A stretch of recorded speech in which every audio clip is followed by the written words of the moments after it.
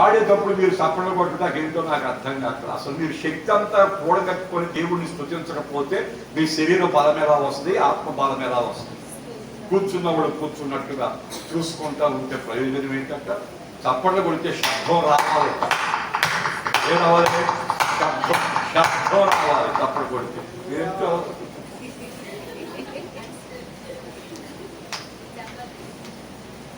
ఒక ఆయన చెప్తా,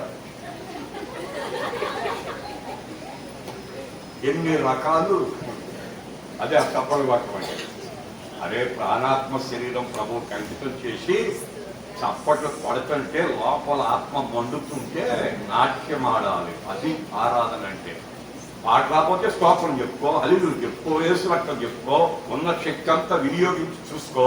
అప్పుడు దేవుని పట్టు బలం మహిమతో నింపబడి వెలుగుతో కప్పబడి ముందుకెళ్తావని దైవ సేవకుని దేవుడికి గుర్తు చేస్తున్నా. ఇక నుంచి అయినా కాస్త నేర్చుకోండి.